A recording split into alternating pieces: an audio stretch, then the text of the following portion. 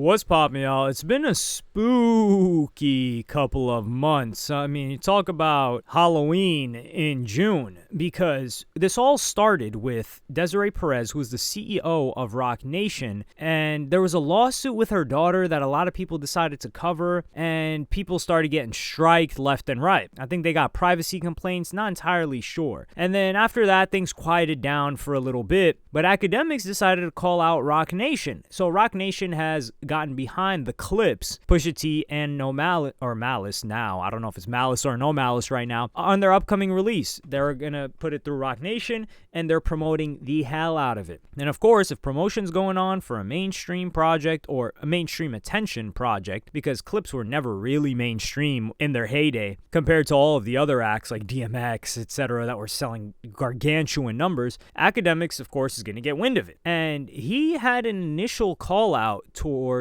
Rock Nation when a lot of people were on their side, and it was really an oracle of what was to come. And this was just a little bit over a week ago, so I'm gonna play you guys that clip first. You know not to fuck with Jay. The brand of Rock Nation, probably the worst thing that's ever happened to hip hop. They have the most likable or one of the lovable hip hop aficionados and legends that we have, Jay-Z.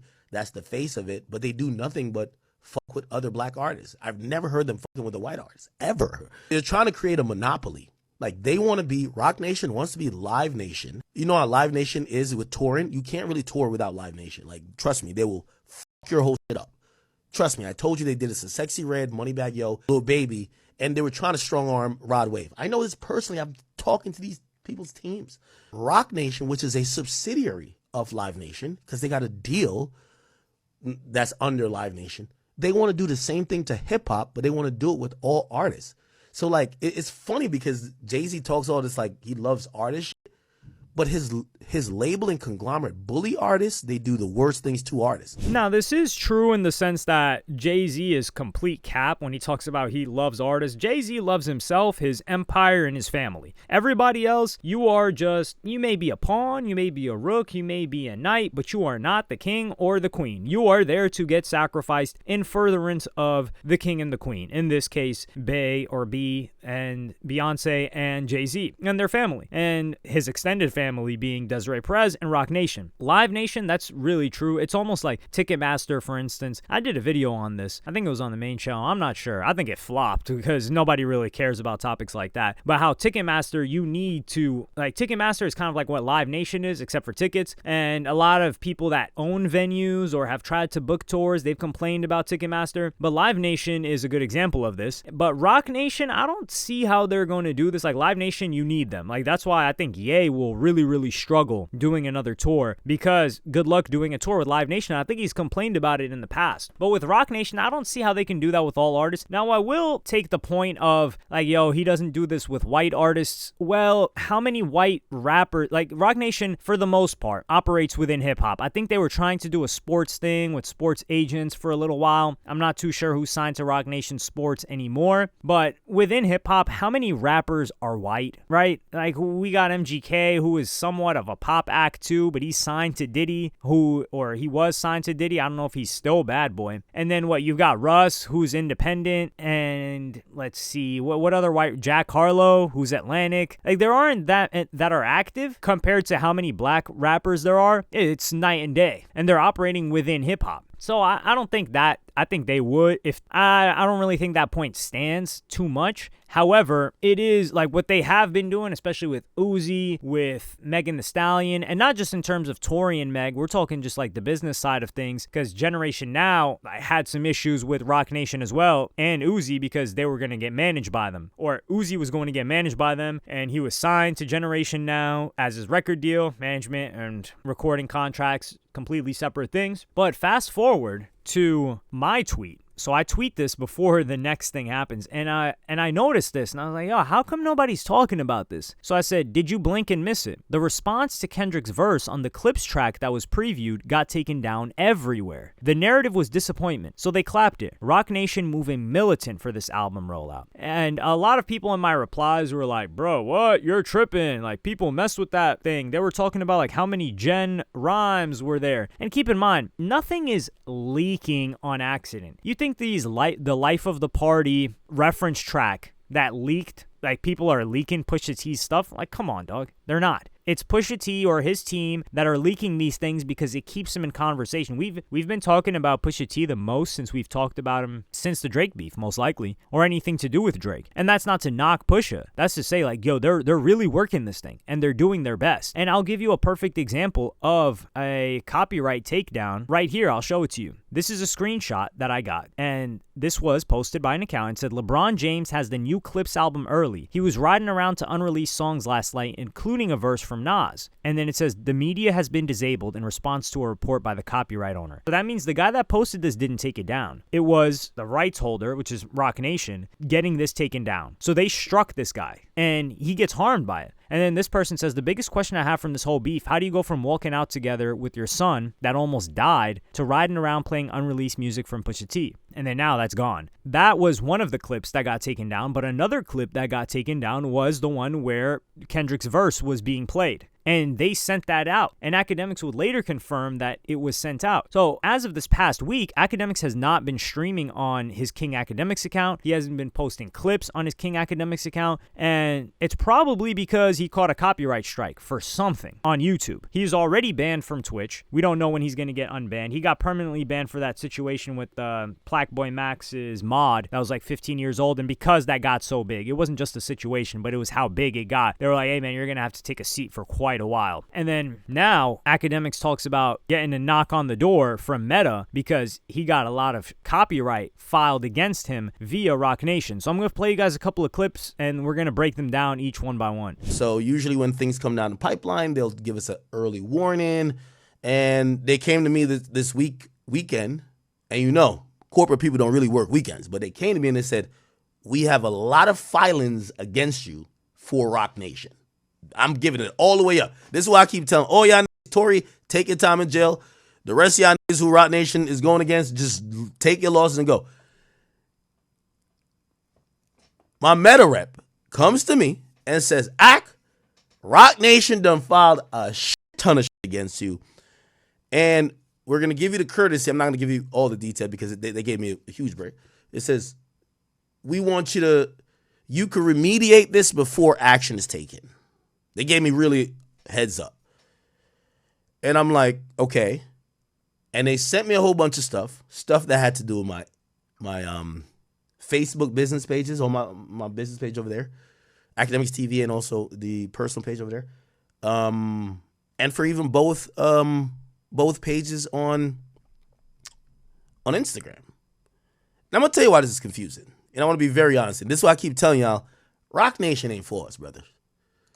So this is the notice. So other than speaking with my rep, they did send me a notice. But I like to be really transparent on this, right? So this is the notice right here. They removed some content from Instagram. You see it. It says Roc Nation, right?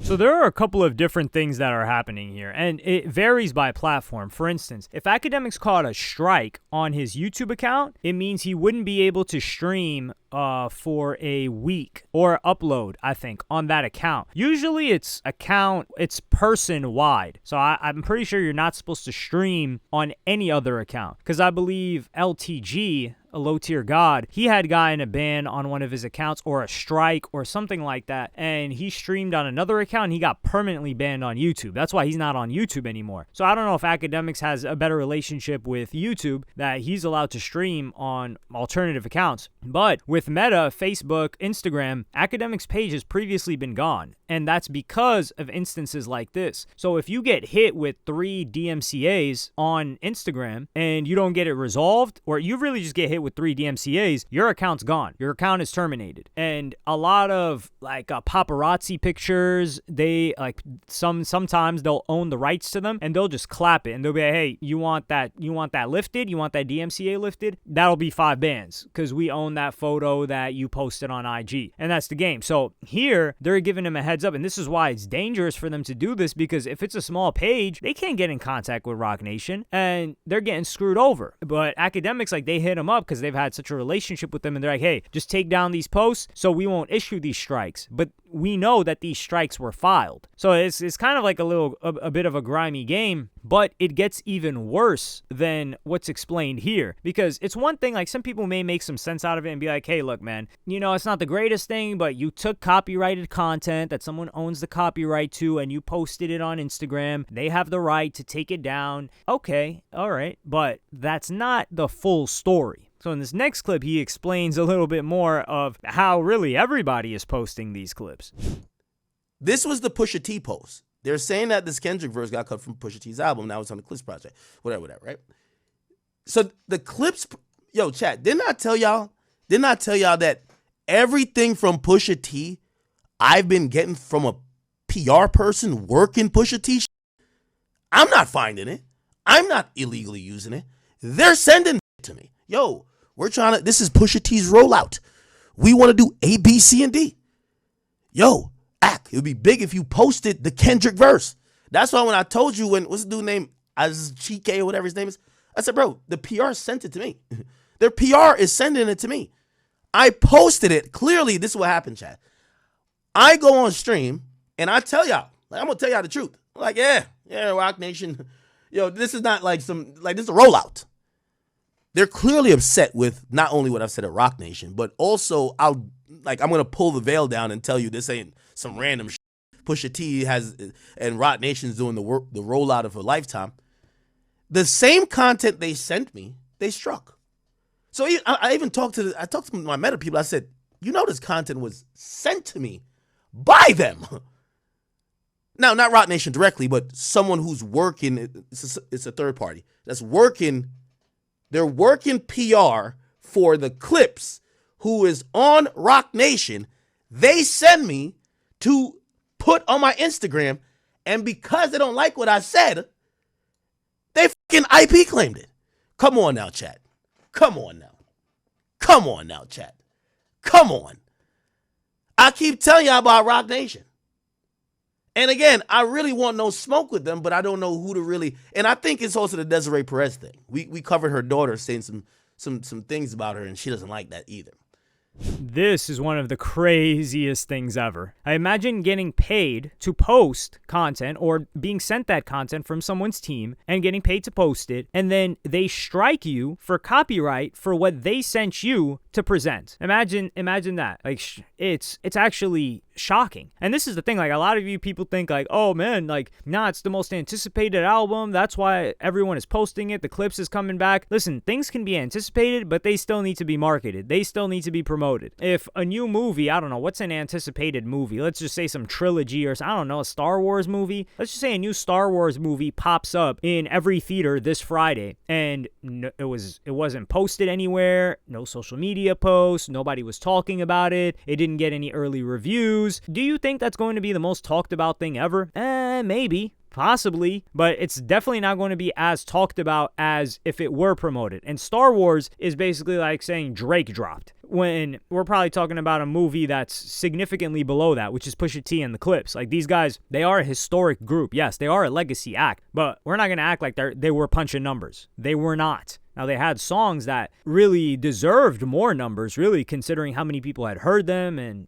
the cross-cultural influence that they had across not just the U.S., but globally. But this is absolutely insane. And then you get to see how they're moving. They're really moving gangsta with it. They're moving in this scenario the way that things used to move in hip-hop media. And this is why when these old heads, they try to come for Akademiks, or they try to come for people that are doing new types of media, it's F them, because they had to go through this stuff, and they don't want, and they made it through with whatever politics they had to do to get to their position right now, where it's a cushy position, and they're hating on the people that don't got to go through that BS, which is getting threatened for not reviewing an album properly, people running down on them back in the day, actual violence going on because they wanted press to look a certain way, and it wasn't really just freedom of opinion wasn't allowed in the genre. And that's how these guys are moving. Like I said, they took down that Kendrick verse, not the Kendrick verse, but the snippet, because they were like, hold on. The narrative's been going super smooth right now. We don't want anything negative, any hiccups on this, so take all of that down. But you're taking it down at the expense of a lot of these pages. Like, they're being harmed by this. But they don't care about these pages. It's like, hey, whoever's in our way, even though they're not even trying to be in your way, they're just posting a clip that you want spread. Oh, we're going to take them down anyway, which is really harsh. But you also get to see how Akademiks handles these guys versus how he handles anybody else. And this is a moment in time. Yeah, let me just play you guys that clip, and then I'll circle back to that point towards the end. So Akademiks handles these guys with a lot of grace.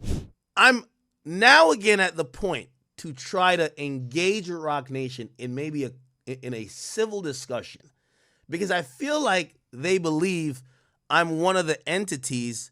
Like Milagros, they're the suitor. They got her out of the way. If you're not with their program, they sue you or shut you down. And I think what they're doing with me, they're doing a lot of posturing. It's not full-on war, posturing. Because truth be told, well, Matt already helped me with this, but I'm going to go back through the back channels of how I got the video and say, hey, listen, why does your client submit a copyright claim for something that you gave me? Like, I have it in text. You gave this to me. So this will be cleared up, but the mere fact of submitting this is posturing. It's kind of almost trying to, it's kind of like trying to keep you in check, and I don't like that type of shit. So we're going to have to come to some type of cohesion where I don't know who I need to talk to over there, whether it's Desiree or whoever the hell else. One thing I won't compromise on is my voice being stifled or being quieted, or you can't control my opinion about anything having to do with Rock Nation or anything else. And I'm not here to try to make y'all look bad or whatever the case. I'm not trying to be slanderous, but I want to be truthful to what I know and I believe is truthful. But I think me and them were kind of getting close, because I'm telling you, this weekend they hit me. Meta hit me, and they said, what's going on? Rock Nation has filed several claims against you, and it's not only through Instagram. It's on Facebook as well. So if anyone over there at Rock Nation hears this and y'all could clip it, I would love to engage y'all in a civil conversation, unless y'all don't want to do civil, and that's okay as well. That's okay as well. I'm going to take this to mean that this is one of them shots that work with somebody else. But, thankfully, as much as I'm not liked in hip hop, I do have some decent relationships with some of these platforms. All right. Anyway. Yo, this is crazy. This is absolutely insane, because I feel like if this was any other person or any other entity, or if it was a rapper, God forbid, Akademiks would have been on here and be like, yo, I'm talking about you every single day. Every single day we're going to pull up the lawsuit that your daughter has against you, and we're going to read every single court update and court transcript until I'm blue in the face. Every single day. But, hey, he knows not to do that. And he's previously said, like, hey, look, guys, I'm not messing with the Rock Nation. I don't want the smoke with them. And I wouldn't necessarily say that's understandable, but this is really like Akademiks is the fortress. Like, if they crack Akademiks, hey, just sign me out of here. It's peace out. It's lights out for me. It's lights out for everybody else. So nobody should be happy about what happened to him, whatever opinion you may have of him. Like, this is grimy no matter what. Unless you're just a delusional, dingy stan who's an absolute, like, disgusting individual, where you're like, yeah, well, he wasn't saying something favorable about them, so yeah, they should be able to do something that's damn near illegal to move like that. Like, what they want to do is they want to control everybody's voice. And this is why Rock Nation doesn't have successful artists, because you cannot in the modern day move like this and grow an artist. And that's why, like, they kind of resorted to poaching a couple of people. Like, they poached Megan Thee Stallion, they poached Uzi, they poached a lot of these people that they're managing. And Milagro, who was really in favor of Tory Lanez, they hit her upside the head because they were hurting their investment. They spent a lot of money trying to get Megan Thee Stallion under them, and they weren't going to let Milagro, quote unquote, slander her or really just harm her public image, which is how they would make money off of her. But when you look at artists that were actually signed to Roc Nation, what have they done for them? Like Misfits Rep, which is Jaden Smith's record label, he got signed to Roc Nation. What's really happened with him? They didn't really take him off. Vic Mensa, who was on a crazy trajectory before he signed to Roc Nation, he had that song with Ye, You Mad? He had Down on My Luck. What's happened then? He's crying on Instagram now because he doesn't even know what's going on with his career. So we don't know if he's stuck, but they haven't been able to grow him. They haven't really fostered any of their own talent and grown them, because when you have this type of mentality of, yo, we're going to push and bully our way, that's not how you get people to like you, especially not get people to like your artist. Now, a lot of people are going to be wary of pushing anything Roc Nation. They might just not even touch artists that are Roc Nation. And if you don't have promotion on your side, the traditional promotion people aren't even tuning into. So imagine Akademiks isn't posting it, streamers aren't posting it, No Jumper is not posting it, all of these other people aren't posting it, because they're looking at it like, wait, hold on. Even if you pay us, you might still strike us because of how other people react to what you paid us to post. And that is a very frightening proposition. But let me know what y'all think about this in the comments. Hopefully Akademiks is able to make peace with these guys and they're fair, which, like, they haven't been moving fair thus far. But I actually can't see. I can't see anything from their point of view right now. I cannot see anything from Roc Nation's point of view in the way that they moved with this specific instance. This is just absolutely egregious, man. Let me know what y'all think in the comments. Like, subscribe, and hit the notification bell if you enjoyed. And I'm gonna see y'all on the next one.